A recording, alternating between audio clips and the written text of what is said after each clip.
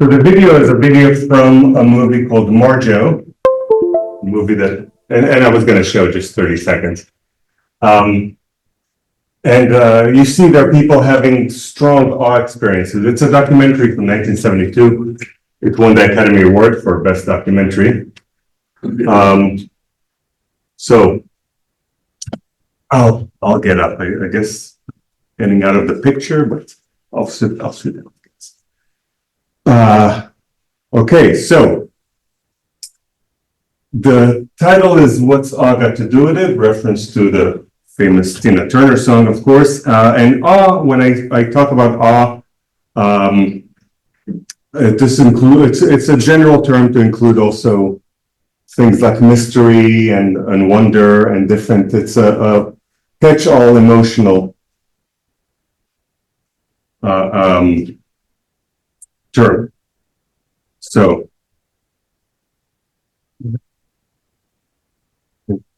getting so let's get to this definition. This is William James from The Varieties of Religious Experience. And he says that mystical experiences have a noetic quality. Although so similar to states of feeling, mystical states seem to those who experience them to be also states of knowledge. They're illuminations, revelations full of significance and importance, and as a rule, they carry with them a curious sense of authority for aftertime. So what James is telling us is that there's a certain type of emotional experience, which strangely is also a state of knowledge. Now, the word noetic, this means relating to knowledge. So this is, and as we'll see later, this will be related to the feelings of knowing, which I'll talk about and define. So what we have here is that there's a trigger that causes an awe experience, and last year I gave a talk about the causes of awe. So that was the triggers of awe experiences, and then what you get, I mean, because the term knowledge is very, there's many types of knowledge, but what I'm talking, I call it a package of beliefs. And the reason I call it a package of beliefs is because, first of all, you can believe with all your heart in things that you don't know what they are. So you can believe whatever's in that book is absolutely true, but I don't know what's in that book, So that's a possibility. It's also a possibility for you to believe in a doctrine, but actually the community and society comes with all sorts of stuff that's additional to the package. So there's stuff that might not be in the Bible that Christians are, central to their beliefs. And we have to remember that it is easier to ignore our most deeply held beliefs than it is regular beliefs. So if you ran out of milk, you can't ignore that. But if the Bible tells you need to turn the other cheek when someone hits you, you can ignore that. And if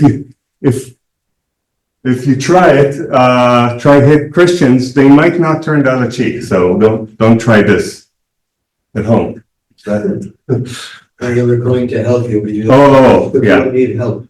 Yeah, it's so if you're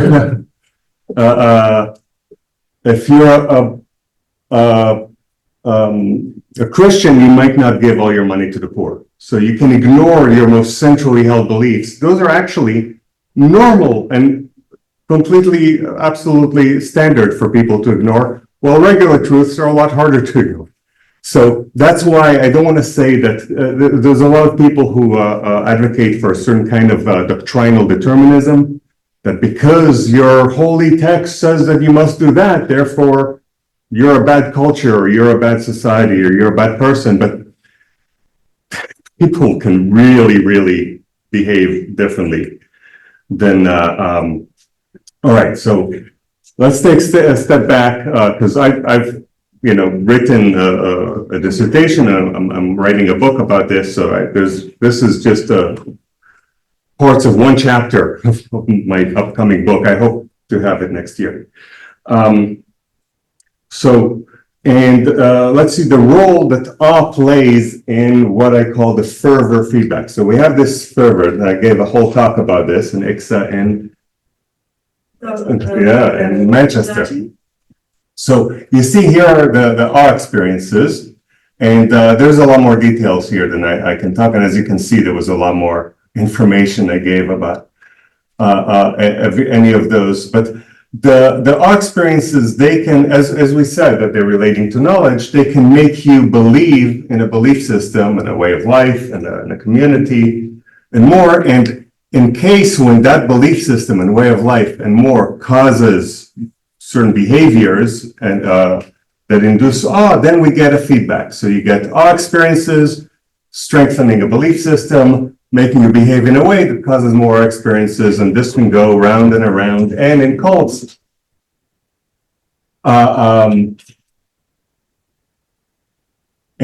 this feedback becomes a positive feedback. So it becomes a self-reinforcing loop. It can go as far, the fervor feedback goes as far, the fervor scale goes to the maximum, but there's also a psychological state I call fervor, but we'll get to that. So, and as we'll see a little later, those awe experiences can also have another effect, but we'll get to that when we get to it. Okay, so any questions? Set to continue. All right. So now we're going to talk about. I'll reintroduce what I talked about last year about the causes of awe, and then what I talked about during the pandemic, which is the how awe experiences feel, and then we'll get to the effects, which are more. Okay. So with the causes of awe, we got first of all, there's the direct seizure. So there is a type of epilepsy that causes people to have a lot of awe experiences. So you can have it without a trigger, or the trigger being a scar in your brain. So that is in temporal lobe epilepsy, that's the awe related one. Then there's the emotional contagion and mirror neurons. So that's when everybody else feels awe, you can catch it from other people. But the more general causes of awe, so we have, I'll zoom in a little bit. I didn't. So we got to the miracles and paradoxes and drug use, right? So all sorts of those are miracle-induced awe. We got so in general, the things that cause awe are anything that is judged to be sufficiently anomalous. So that what's anomalous depends on what is normal, of course, right? So trauma and many types of trauma can induce awe and do induce awe, right? So someone can crash their car, get out of the car, crash, and say, from now on, I'm going to be religious because I survived the car crash. The privation of sleep and food and all that. Stress removal causes hypomanic symptoms, as was discussed in another session. And hypomania can be anomalous for people who aren't familiar with it. Existential angst, falling in love can induce awe when it's not something that happens all the time. And then there's things like if you stay up late, like at 4 o'clock in the morning, you're more likely to have awe. There's the impressive anomalies, right? So there's celebrity-induced awe. If Mick Jagger walked into the room, some of us feel awe, and the rest of us will get emotional contagion from that awe. So we got that celebrity-induced awe. And I think if any of you want to study awe, that's the easiest one. Instead of showing people pictures of the Grand Canyon and stuff, if you can find a celebrity that you can bring to the experiment and have them step into a person that will have celebrity-induced awe. But skill, if you see an incredible musician play, and music in general, but beauty and virtue and celebrities. Now the celebrities can also be there can also be God, as in this case we have here Rashnish, but it can also be feeling that Jesus visited you last night could be also celebrity-induced awe in a way. So this, I just want to go over, I just don't want to repeat stuff for people who saw this last year, but so in there's vastness-induced awe, and vastness is also part of the effects of awe, or part of how awe feels. And there's insights, if you now just figured something out that can induce awe. So ancient things that's related to vastness, infinity, eternity, those kind of things can induce awe. And then there's the vestibular manipulation. So because of the connection between and altered states of consciousness, because of the connection to the temporal lobe,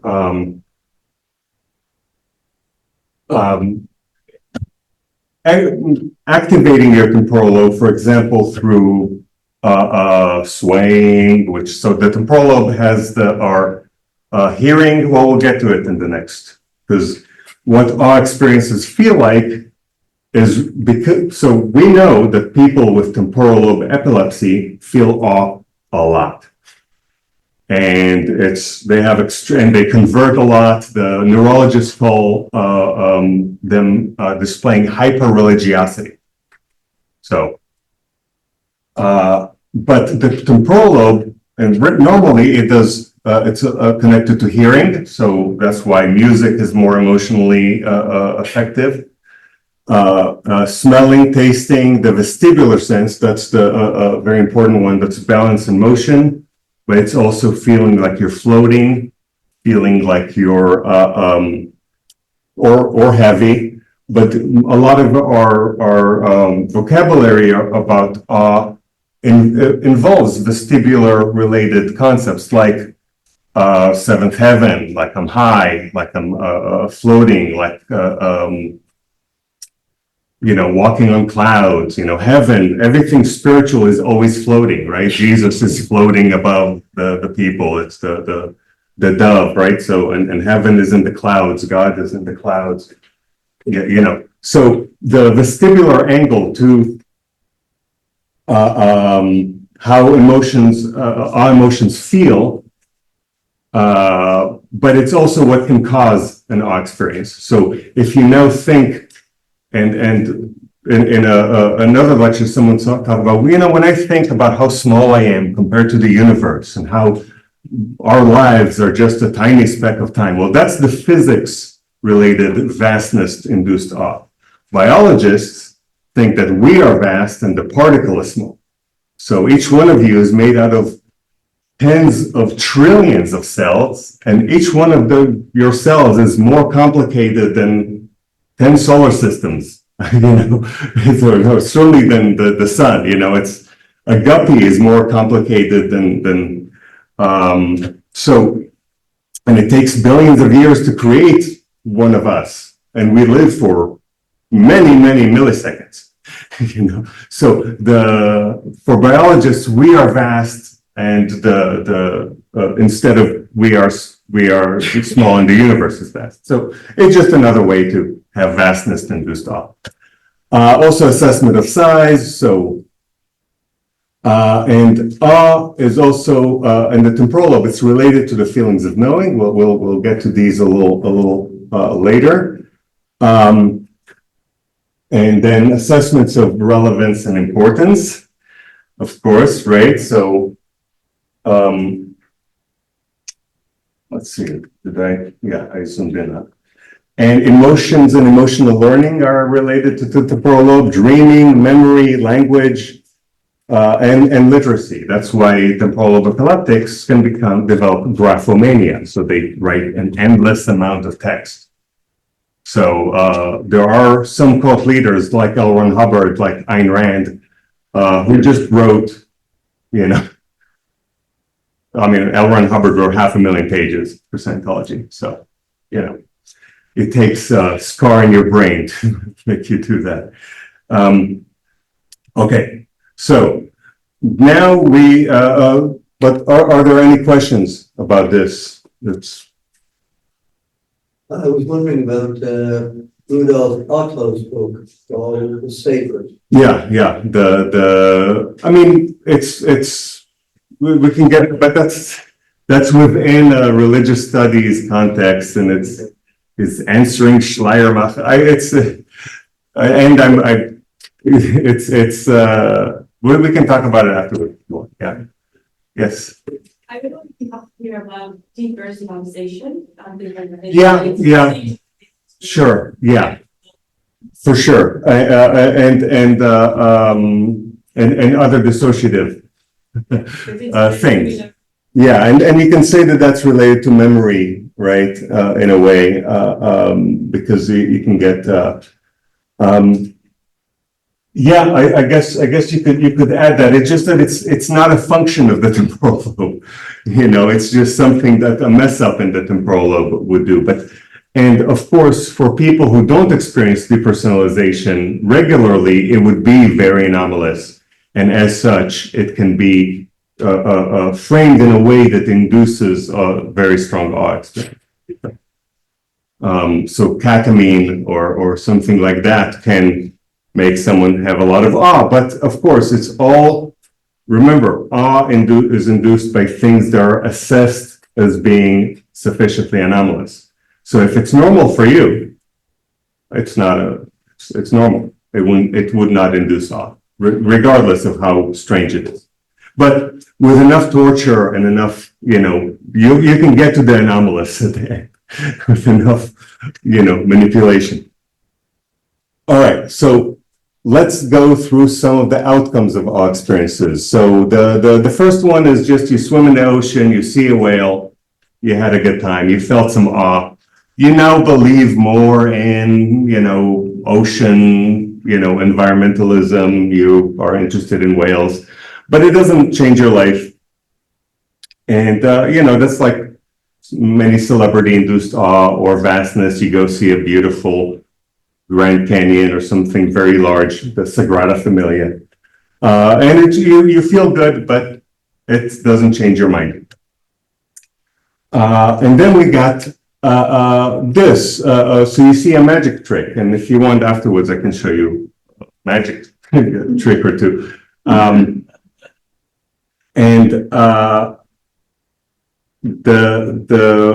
There that there's something you're not getting. That there's a secret there, but the awe that you're experiencing, that it doesn't mean anything. I mean, the guy just sawed that woman in half, but that's not a proof of anything.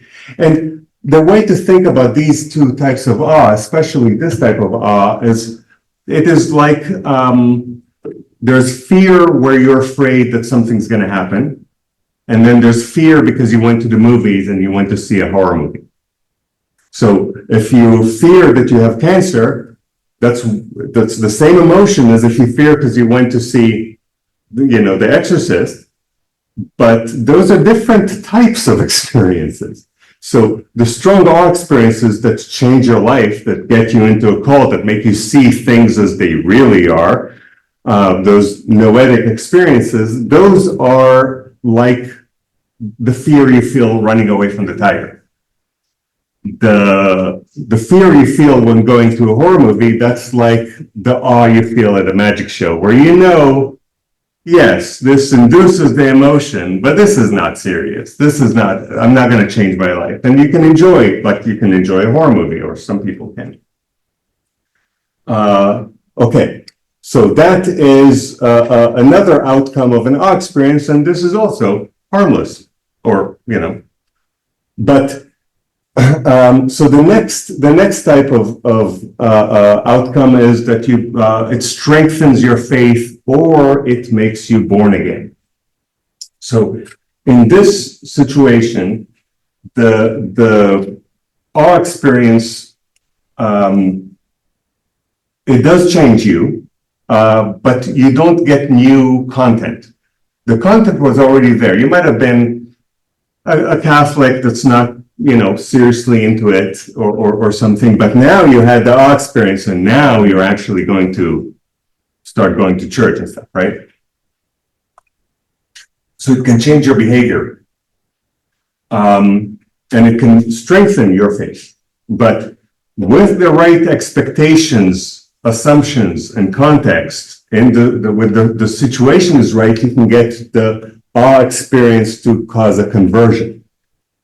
And in a conversion experience, you actually switch what you believe, right? So previously you believed one thing, you have the strong awe experience, and now you believe something else, because the awe experience proved to you, and an experience, of course, is not an argument, but for humans, an experience is the ultimate argument. And so and as you'll see, this one and this one, they're a contradiction. So we'll get to that in a second. So let's get to the final type of outcome from awe experience, and this is the awe experience that you don't know what it meant. So you might have seen something, I heard some voices, and then I walked into the room, there was nobody there.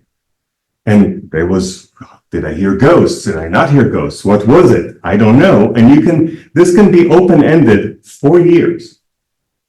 20 years later, after this experience, you join Scientology and you're like, that's what I was experiencing. When I remember hearing those voices, I was hearing that was OT powers, that someone projected voices. If you become a believer in ghosts, you can you say, so that actually so you can, years after the experience, you can contextualize it in a way that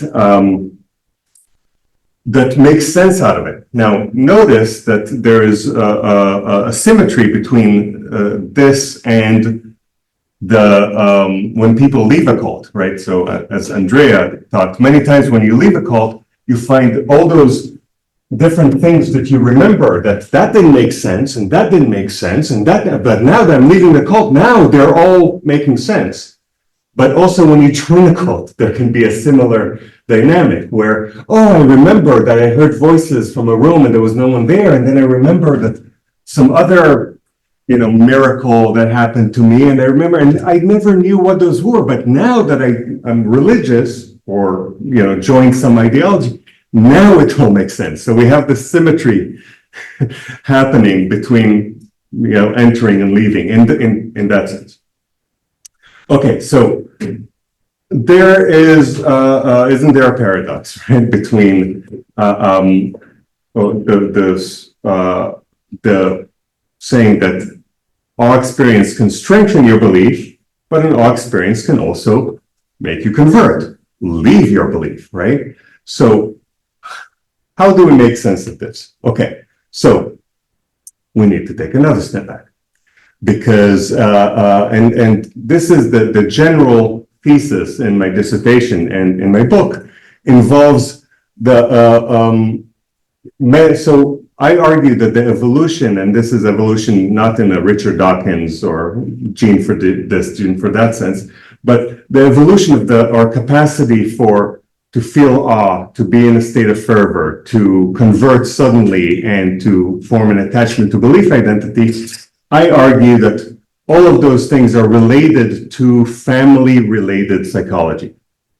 And so the conversion, the sudden conversion capacity that our brain allows us to do, I think it's related to falling in love with a baby. So when you are not a parent before that, and now you're parental, now your life has changed, and this happens to cats and mammals, and right, this happens to birds. This allows you to transform your life, change your habits, start, it creates a commitment. The commitment is irrational. It comes with blind spots. It comes with an idealized view of the baby. It comes with a sensitivity to criticism. It comes with, and if we think about the types of giving that cult members give to their cults, it's the type that parents give to children, not the type that children give to parents. So the manipulation, and we'll get to that, but let's see. Yeah. So here we have love, the emotion of love, because love is many things. So in the religious context, we get the emotion of awe. And the falling in love, either parentally or romantically, is like conversion or being born again. some aspects are more parentally and some are more romantically, but that's nuances that you know. Now, there's the state of limerence, being romantically infatuated, but there's also parental infatuation, and that's similar to a state of fervor. It lasts up to a few years. It causes a certain type of blindness, as they say. And then there's family identity, which all group animals like meerkats and wolves have, and what I call a belief identity. But what we have in the context of love is that the emotion of love can, if you are, can be how a family starts, or it can build up the love within a family context. So you can have an emotional, you can kiss your child or something, or be proud of your child, and that strengthens the family. But in the right context, in the right situation, a strong enough emotion of love can also make someone fall in love with a neighbor. And so the emotional love can be how a family breaks apart. Okay, so we have here a similar dynamic to the paradox that I talked about awe. So awe can make you either strengthen your faith or make you convert to a different faith. And those seem paradoxical, but because we see a similar paradox in love, where the emotion of love can strengthen your connection to your family, but it can also break apart a family. Because we see it in love, I say that it's you need to explain it in love, and in the context of awe, it's just because it's similar to love. Okay, so and that's how I treat that. Okay, so awe is to fervor like love is into infatuation. Love is an emotional experience, and love experience are a catalyst to falling in love. Similarly, awe experience are a catalyst to conversion or being born again.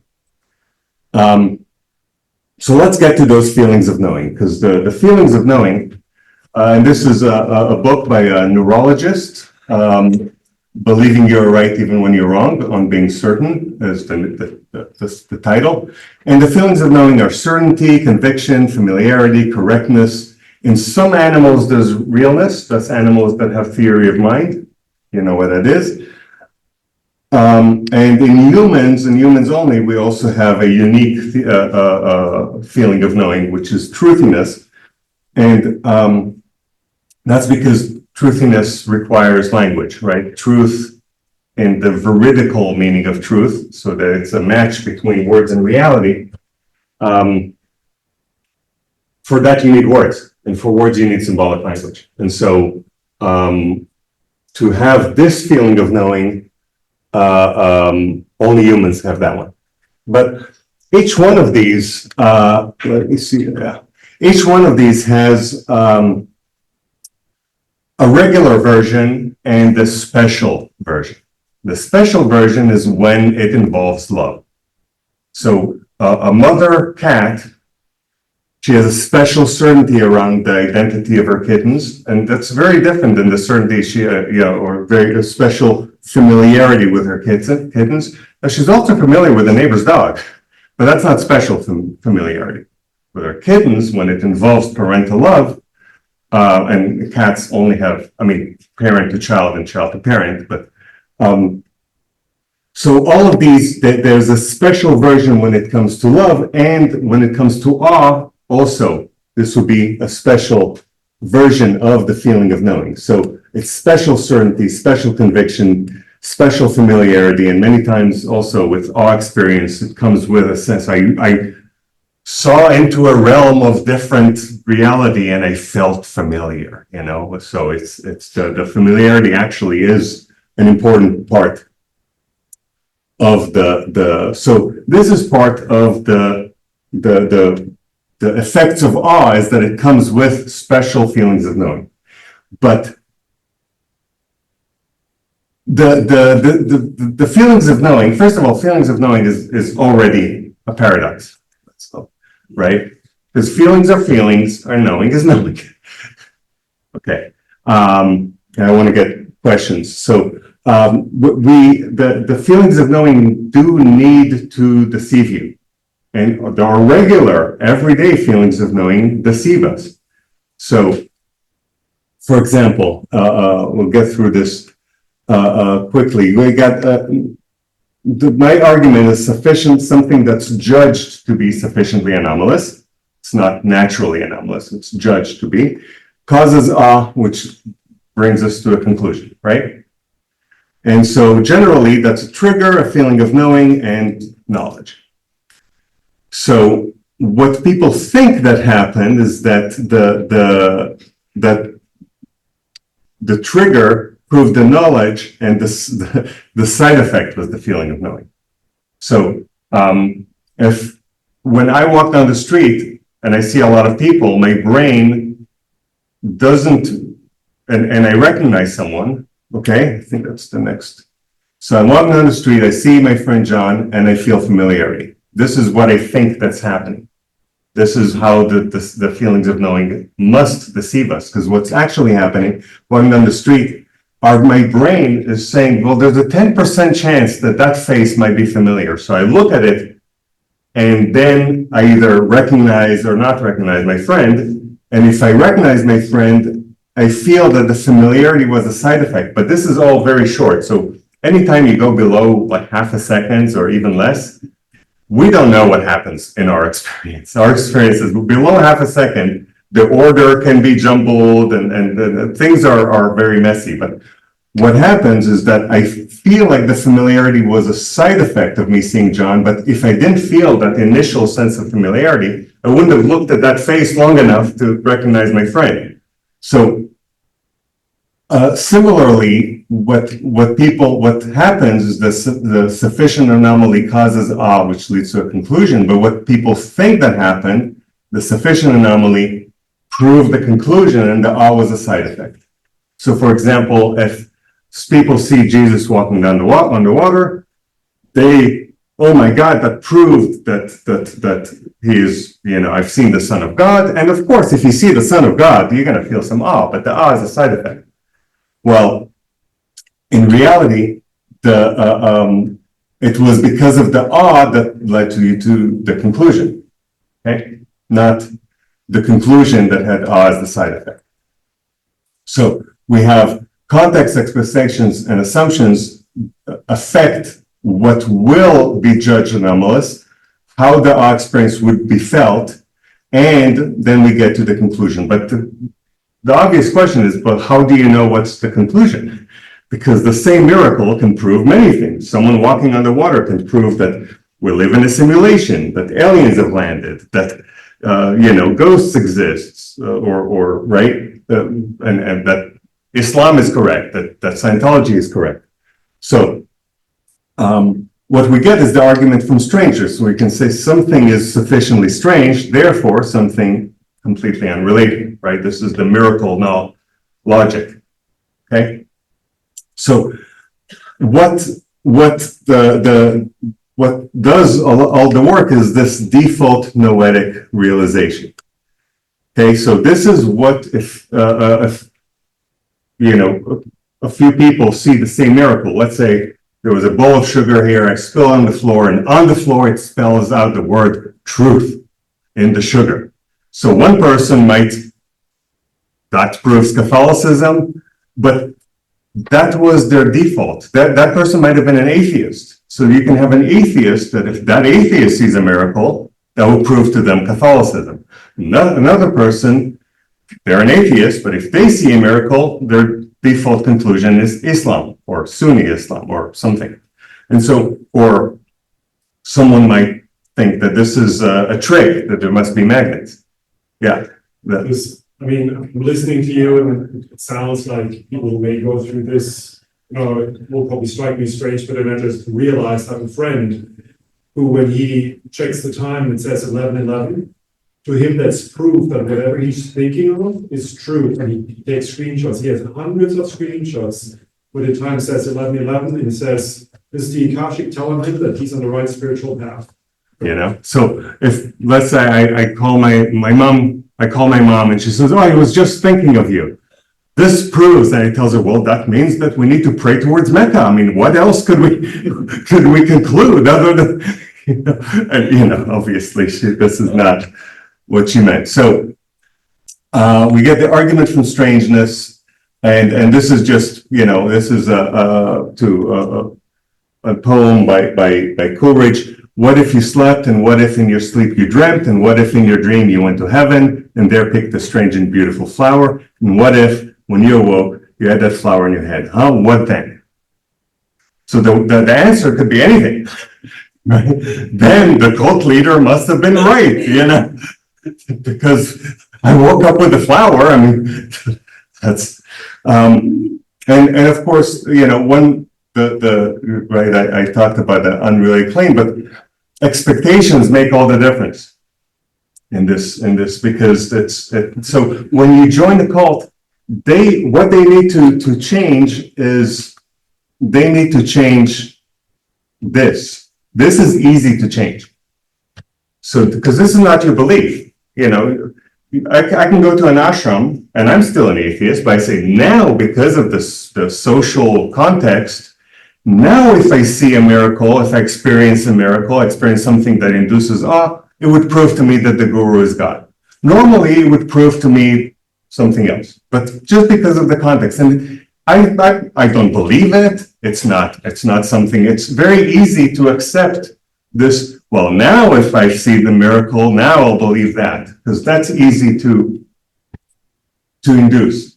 Just came to ask a question. Because you're overlapping these things. Yeah. No need to, I'm sure. So let's get to the, so I just want to say that this connection to family psychology means that many times the cult member treats the other cult psychologically, other cult members as sibling figures, the cult leader is a parental figure, but the cult itself is a child figure that they need to nourish, that they need to protect, and you're responsible for, and so on. Okay, so is all good? Yes or no, depends on what conclusion, and that was the presentation, and thank you. So.